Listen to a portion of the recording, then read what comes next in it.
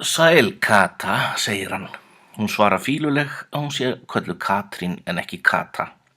Þar lögstu, segir hann. Þú ert alltaf kölluð Kata. Stundum Kata, fallega Kata eða Kata snegla, en Kata samt, svo laglegast í heimi. Kata sæta, sætar en allt sem sætast er. Ég heyrði þér hælt á hverjum bæ fyrir blíðu, dygð og fegurð, en hvergi samt svo vel sem þú átt skilið, og nú er ég komin til að biðja þín. Katrín svarar honum með skætingi og snýr út úr fyrir honum og rekur honum svo kinnhest. Hann hlær og segir, nú finn ég hvað þú ert blíð. Þú varst einhvern tíðan sögð ódæl, frek og eð versta skass, þvílík lygi. Þú sem ert kurteis, kát og skemmtileg, þó þú sért nokkuð seinmælt.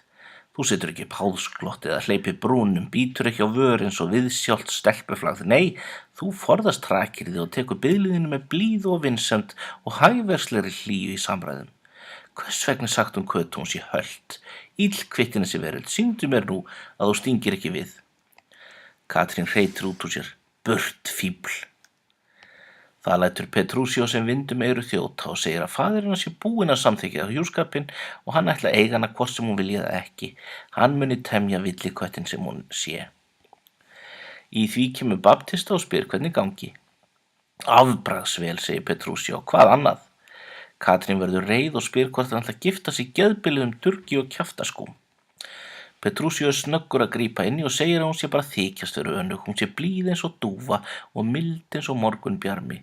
Svo bætir hann við að þau hafi ákveðið að gifta sig á sunnudaginn, því þau séu svo ástfangin. Katrín segir að réttast vera að hafa aftöku á sunnudaginn og drepa Petrúsíó. Petrúsíó segir að þau hafi ákveðið innan aðra yrði Katrín áfram grimm og stygg, en þegar þau séu ein, séu hún svo ástfangin af sér að hún hafi gert sig kolástfangin tilbaka með því að faðma sig svo heitt og innilega. En nú þurfi hann að fara til að vesla fyrir brúðkaupið, nú skuli tengdafaðir hans bjóða gestum, sjálfur kom hann með fín föt handa brúðinni og auðvitað hringa. Baptista segir að svo skuli vera. Petrúsíó líkar það vel, grípur Katrínu og segir, kysstu mig Kata, og rekur henni rembingskoss og rýkur svo burt. Katrín stendur eftir ein og skilur hvorki upp né niður í neinu. Svo líður henni líka eitthvað svo undarlega innan brjósts.